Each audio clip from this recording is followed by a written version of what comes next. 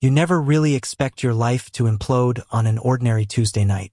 But when it does, it's never sunlight crashes into you like a car running a red light, leaving you breathless and stupidly wishing you'd stayed home. That's exactly how I met Dr. Ethan Vance. Or rather, how I discovered that the man everyone in town worshipped, the Golden Doctor, the savior with the perfect smile, was hiding something far darker than anyone could imagine. I wasn't supposed to see it. Hell, I wasn't supposed to even be in his neighborhood. But sometimes, curiosity drags you into places where your heart shouldn't go. And sometimes, once you step inside that shadow, you never crawl back out. Ethan Vance was the kind of man who belonged in glossy magazines, the type mothers pointed out to their daughters, the type husbands secretly envied. He had the perfect home, the perfect job, the perfect damn reputation. People whispered his name like a prayer. But me, I knew better now. It started when I moved back into my small hometown in Massachusetts, a place I had sworn never to return to. Life in Boston had chewed me up and spit me out. I was broke, bitter, and carrying the invisible bruises of a failed relationship with a man I had loved more than I should have. My mother begged me to come home to reset, as she put it, but coming back meant facing everything I'd run from: old friends, old wounds, and the suffocating small-town gossip that trailed me like a shadow. The night I first saw Ethan's secret was the night I realized my life was about to unravel in ways I couldn't predict. I had gone for a late walk, headphones in, hoodie pulled up, trying to drown out the quiet judgment of this town with music. The streets were calm, the kind of calm that makes you feel like the world is holding its breath. I passed by Ethan's Housia Modern, pristine thing with its perfectly trimmed hedges and glowing windows. It looked like a postcard. But then I saw him. Through the crack in his curtains, there was Ethan. Not the Golden Doctor everyone praised, but a man hunched over, shaking, his hands bloody. And worse, his eyes weren't just desperate. They were haunted. I froze, breath catching, torn between turning away and stepping closer. My gut screamed that what I was seeing wasn't meant for me, that I should walk, forget, pretend. But my legs betrayed me. I found myself pressed against the fence, staring into a world I was never supposed to witness. And then his gaze snapped up, straight to me. For a second, I swore my heart stopped. He didn't move, didn't shout, didn't lunge. He just looked. A long, heavy look that stripped me down to my bones. And in that moment, it felt less like I'd uncovered his secret and more like he had found mine. The days that followed were a blur of tension and paranoia. I avoided his house, avoided his gaze when I saw him at the diner, avoided even saying his name aloud. But he didn't avoid me. Ethan Vance appeared everywhere, at the coffee shop, on the street, even once outside my mother's front yard. Always calm, always polite, but with eyes that reminded me of that night. "You shouldn't have seen that," he finally said to me one evening, his voice low, velvet layered over steel. "I didn't see anything," I lied, but we both knew it was useless. He smiled then, not the doctor's smile, not the polished perfection everyone else got. No, this one was crooked, dangerous, alive. "That's the problem," he murmured. And that was how it began. How I got pulled into his shadows. I wish I could say I resisted, that I held my ground, but the truth is Ethan was gravity. Every time I tried to push away, he pulled me back, his charm wrapping around me like smoke, intoxicating and suffocating all at once. He was a man with demons, yes, but also a man who made me feel seen in a way I hadn't felt in years. We circled each other for weeks, tension building like a storm. Small-town eyes watched us, though they never understood what they were seeing. To them, I was just the washed-up kid who came home too soon, and he was the doctor who could do no wrong. But behind closed doors, there was something else, something raw, dangerous, and achingly tender. The first time he touched me, it wasn't planned. We were arguing God, we argued so much about secrets, about fear, about what the hell I was doing in his orbit. His hand grabbed my wrist, hard, and I expected anger. But instead, there was heat. The kind of heat that makes your skin remember it long after the touch is gone. "You don't know what you're asking for," he whispered, eyes burning. "Maybe I do," I shot back, even though my voice shook. And then, Suddenly, his lips were on mine. It wasn't gentle. It wasn't sweet. It was desperate, a clash of teeth and breath and need. And for the first time in a long time, I felt alive. But love born in shadows never comes easy. And Ethan's secret, the thing I had glimpsed that night, wasn't going to stay buried forever. Because secrets, no matter how carefully hidden, have a way of clawing to the surface. And when his finally did, it wouldn't just ruin him. It might destroy us both. The kiss should have been a mistake. It should have ended with me pulling back, wiping my mouth, and muttering some excuse about being drunk, or confused, or angry. But none of that happened. Instead, I let him kiss me like I had been starving for it my whole life. When it ended, when Ethan finally tore himself away with a ragged breath, my lips were swollen, and my chest felt like it had been set on fire. He looked at me with eyes so dark they could swallow the world. "This can't happen," he said, voice low, almost pleading. "Too late," I whispered back, and that was it. Line crossed, the point of no return. From that night on, Ethan became both my salvation and my undoing. Ethan didn't tell me what I'd seen that night in his house. Not exactly. But the blood I'd glimpsed wasn't from some patient, and it sure as hell wasn't an accident. He never said it out loud, but in fragments, in pieces, I started to understand Ethan had enemies. Real ones. His charm, his reputation, his carefully cultivated image was a shield. But behind it was a man who had made choices dangerous, desperate choices that left stains no amount of scrubbing could wash away. "You think I'm a good man," he said to me once, his voice breaking in a way that scared me. "I'm not. I don't know if I ever was." "Maybe not," I admitted. "But you're a man who makes me feel like I can breathe again. Isn't that worth something?" He had no answer to that. Our nights together became a secret all their own. He would come to me late, after the town had gone quiet, after he'd locked away whatever haunted him. He'd show up at my window, tapping softly like some teenage cliché, and I'd let him in. We didn't talk much at first, we didn't need to. Our bodies did the talking. But during the quiet moments, lying tangled together in the dark, I could feel the weight he carried. Ethan wasn't just fighting shadows. He was drowning in them. And I couldn't decide if I was his lifeline or just the anchor pulling him deeper. "You don't deserve this," he murmured once, brushing his fingers down my cheek. "Neither do you," I replied. But of course, in a town like ours, secrets never stay buried. It started with whispers. A patient who had seen him late at night when he wasn't supposed to be working. A rumor that he'd been spotted near a house where something bad had gone down, a fight, a debt, maybe worse. And then there was me. People noticed the way Ethan's eyes followed me, the way I lingered too long outside his office, the way our silences were heavier than most people's words. One night at the diner, I felt the weight of it. An old man gave me a look, sharp, knowing, disgusted. And in that single look was every ounce of judgment I had run from years before. The next morning, my mother cornered me in the kitchen. "Noah," she said carefully, "people are talking. About you and Dr. Vance." I froze. "They always talk. That's all they know how to do." She looked at me with pity, the kind that stung worse than anger. "Just be careful, honey. Men like him, they don't choose boys like you. Not for long."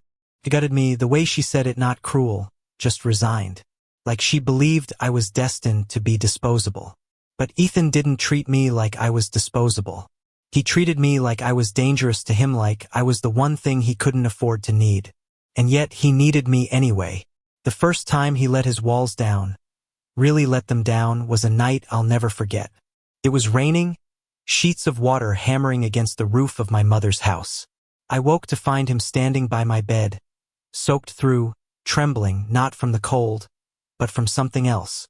"I can't," he started, then broke off, pressing his palms to his eyes. "I can't keep this from you anymore." I sat up, heart racing. "Ethan, what is it?" He looked at me, drenched and broken, and for once, all his practiced calm was gone. "There are people who would kill me if they knew what I've done. And if they find out about you, about us, they'll use you. They'll ruin you just to get to me." I swallowed hard. "Then why let me in at all?" His laugh was bitter, hollow. Because I'm weak. Because the moment you looked at me, I was already gone. I wanted to hate him for dragging me into this, for making me a part of whatever darkness he carried. But instead, I pulled him into my arms and kissed the rain from his lips. I don't care, I whispered. If this is dangerous, then let it be dangerous. Just don't shut me out. And for the first time, Ethan held me like he believed I might save him. But salvation is never that simple. The more I learned, the more I realized how deep Ethan's secrets ran. He had debts owed people you don't pay with money. He had past mistakes that clawed their way into the present. And the closer I got to him, the closer I got to being consumed by it all. And yet I couldn't walk away. Even when the town began to turn against me. Even when old friends crossed the street to avoid me. Even when my own mother looked at me like I was already lost. Because every time Ethan touched me, every time he whispered my name like it was a prayer, I knew the truth. I wasn't afraid of his shadows. I was afraid of losing him. One night, as we lay tangled together, I asked the question that had been burning in me since the start. What happens when your secret finally comes out? He was silent for a long time. Then finally he said, "Then you run. And you don't look back." But what he didn't understand, what he still doesn't understand, is that I'm not running. Not anymore. Because I'd rather be destroyed by his truth than live untouched by his lies. And deep down, I think he knows it too. It should have been easier to walk away. God knows he gave me enough chances. Every time Ethan pulled back, every time his voice went cold and distant, it was an invitation for me to leave. But I never did. Maybe I was too stubborn, maybe too foolish, or maybe I had already fallen too far to crawl back out. The storm inside our small town was getting louder. Rumors spread like wildfire. A patient had died under questionable circumstances, and people whispered Ethan's name in hushed tones. No one dared accuse him outright. Was still the town's golden boy, but the perfect mask he wore was beginning to crack, and I was standing too close to see it fall apart. It started with the knock on my door. Late at night, almost midnight. My mother had gone to bed. The house creaked in the quiet, and then 3 sharp knocks. When I opened it, Ethan was standing there, his hair mussed, his face pale, his shirt spattered with something dark. Blood. Again. I froze. "Ethan," he pushed past me, shutting the door with a hard slam. "Don't ask," he said, voice hoarse. But I had to.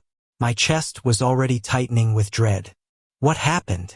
He looked at me then, really looked at me like he was deciding whether to finally tell me everything or keep me in the dark forever. Finally, he sank into the couch, pressing his bloody hands to his knees. "A man came to me tonight. He wasn't a patient. He was someone who thinks I owe him something. Someone dangerous. He wanted leverage." I felt my throat close. "Leverage." His eyes flicked up to me. "You." The room spun. For a long moment I couldn't breathe. "Me?" He nodded slowly, shame dragging down his features. "They know. About us. Or at least they suspect. And if they're right, you're not safe anymore." I should have screamed. Should have thrown him out. But all I did was step forward, my knees trembling, and whisper, "So what do we do?" His answer was immediate. "We end this. Right now. For your sake." My heart cracked clean in two. We didn't end it. Of course we didn't. The next night, I found him sitting in his car outside my house, head bowed, hands clenched around the steering wheel. I climbed in without a word, and he didn't protest. We drove in silence, out to the edge of town, to a field lit only by the stars. When he finally spoke, his voice was raw. "Noah, you don't understand what it means to love me. You think it's romance, desire, some sweet story where the doctor and the boy find happiness. It's not. It's blood. It's danger. It's ruin." I turned to him, my chest aching. "Then ruin me, if that's what it takes. Ruin me. Because I'd rather be destroyed with you than live without you." For a long time he just stared at me, and then, with a sound that was half laugh, half sob, he pulled me into his arms and kissed me like he was drowning. That night, in the back seat of his car, under the endless stars, I gave him every piece of me. Not because it was safe. Not because it was right. But because it was inevitable. But love, no matter how fierce, can't stop what's coming. The threats grew bolder. Anonymous notes slipped under my door. Strange cars parked too long on our street. Once, my mother answered the phone and heard nothing but silence until a man's voice whispered my name. I knew Ethan was trying to protect me, but I could see the war inside him eating him alive. He was too proud to run, too guilty to fight, and too in love to let me go. And me? I was too far gone to turn back. One night, I followed him. He thought he was being careful, slipping out of his house in the dead of night, dressed in dark clothes, moving with purpose. But I'd learned his rhythms. I trailed him through back streets until he stopped at the edge of an old warehouse, its windows shattered, its walls tagged with graffiti. I watched as he met with two men, their voices sharp, angry. I couldn't hear the words, but I saw the shove, saw the way Ethan's jaw clenched, saw one man press something metallic against his chest. A gun. My breath caught in my throat. Ethan didn't flinch. He just stood there, still as stone, his eyes burning with a defiance I'd never seen before. I should have run, should have called someone. Instead, I stumbled forward, a stupid, reckless sound escaping my throat. Ethan! Three heads whipped toward me. The men cursed. Ethan's face drained of color. Noah, go! But it was too late. One of the men grabbed me, his grip bruising my arm. I struggled, panic surging, but his hold was iron. Looks like the doctor's little weakness just walked right to us, the man sneered. Ethan's voice broke, harsh and desperate. Let him go. He has nothing to do with this. Everything to do with this, the man replied, shoving the gun harder against Ethan's chest. You pay what you owe, or the boy pays for you. I'd never seen Ethan beg before, but in that moment, his voice cracked with something close to pleading. Please, not him. Take me. And that was when I understood just how deep his love ran. Because he would have died for me. And I, God help me, would have done the same for him. They didn't kill us. Not that night. But the message was clear. Ethan was theirs. And if I stayed, I would be collateral damage. When we were finally alone, when the men vanished into the night, I turned to him, tears burning down my face. Tell me the truth. All of it. No more lies. And for the first time since the night I saw him bleeding through his curtains, Ethan told me everything. About the favors he had done for people no one in this town wanted to admit existed. About the patients he couldn't save, the debts he couldn't pay, the mistakes that chained him to shadows.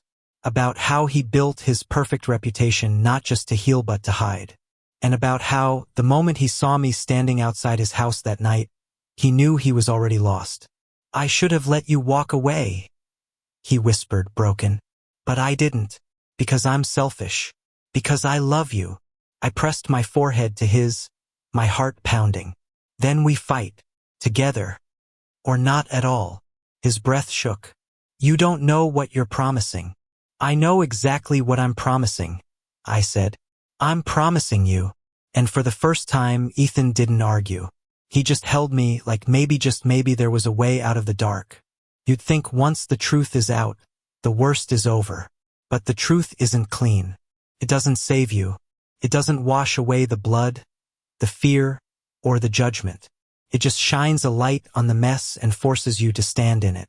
For Ethan, standing in the mess meant losing everything. The night after the warehouse, whispers turned into shouts. Someone had seen us. Someone had followed. By morning, the story spread like wildfire. Dr. Ethan Vance, the town's golden boy, was caught up with men he shouldn't be, and worse, he was entangled with me. The boy who left, the boy who came back broken, the boy who never belonged. I thought I could handle their judgment. But I'd underestimated how cruel people can be when fear mixes with prejudice. At the diner, conversations died when I walked in. Someone spat on the ground near my feet. And then there was the message scrawled across Ethan's clinic door in red paint. Pervert. Fraud. Get out. I wanted to drag him away, pack our things, vanish before they burned us alive with their words. But Ethan, stubborn and proud as ever, stood in front of that door with his shoulders squared, refusing to flinch. "This is my home," he said, voice steady. "They don't get to take it from me." But I saw the tremor in his hands. The pressure kept building. The men he owed weren't gone. They circled closer, threatening, reminding him that he could never just walk away. And now they had me to use as leverage. One night, Ethan showed up at my window, eyes wild, breath ragged. "Noah, you have to go," he said. "Tonight. Leave town. Don't tell me where you're going. Just disappear." My heart lurched. "Ethan." "No," he grabbed my shoulders, shaking me, his fear finally breaking through. "They'll kill you. Don't you get it? I can handle what they do to me, but I can't." His voice cracked. "I can't lose you." I stared at him, tears stinging my eyes. "And what about me? You think I can lose you and survive?" We stood there, broken and raw, the night air heavy between us. Finally, I whispered, "If you want me safe, then you fight. With me, not without me." Something in him shattered then, the wall he'd been holding up for so long. He pulled me into his arms and held me so tightly it hurt, his breath hot against my ear. "Then we fight," he whispered back. The fight didn't look like the movies. There were no grand shootouts, no heroic speeches. It was messy, desperate, and terrifying. It started with Ethan calling their bluff. He refused to pay, refused to bend. When they came to collect, he stood his ground with me beside him. "I won't give you another dollar," Ethan told them, his voice steel. "And you won't touch him. If you do, you'll have the police, the hospital board, and every reporter in this state crawling down your neck." It was a gamble, a dangerous one, but Ethan knew enough about them to make the threat stick. And me? I stood at his side, heart pounding, praying they couldn't see the tremor in my hands. For a long, agonizing moment, it could have gone either way. Then, finally, one of the men spat at Ethan's feet and sneered. "You'll regret this." They left. We didn't breathe for a long time after the taillights vanished. Then Ethan turned to me, his hand finding mine, his grip fierce. "It's not over," he said. "But maybe it's the beginning." The town didn't forgive easily. Some people stopped coming to his clinic. Some whispered whenever we passed. My mother cried when she realized what my choice meant, that I was choosing a life of shadows and struggle over the safe path she dreamed for me. But others surprised us. An old woman who had been Ethan's patient for years showed up with flowers, pressing them into his hands. "You saved my husband's life," she said firmly. "They can talk all they want. We know who you are." Slowly, cracks appeared in the wall of hate. Not everyone, not most, but enough. Enough to keep going. The last time Ethan tried to push me away was the morning we packed his car. He had decided to leave the town for a while, rebuild somewhere else, where the shadows weren't so close. I was tossing my bag in the back seat when he stopped me. "Noah," he said softly, "you don't have to do this. You still have a life here. Your mother, your future." I cut him off with a laugh that was more tears than humor. "My future? Ethan, my future is with you. Whether it's in this town or the next, whether we're loved or hated, I don't care. I choose you." He closed his eyes, like the weight of those words was too much. Then he opened them, and for the first time since I'd met him, there was no hesitation, no mask, just Ethan.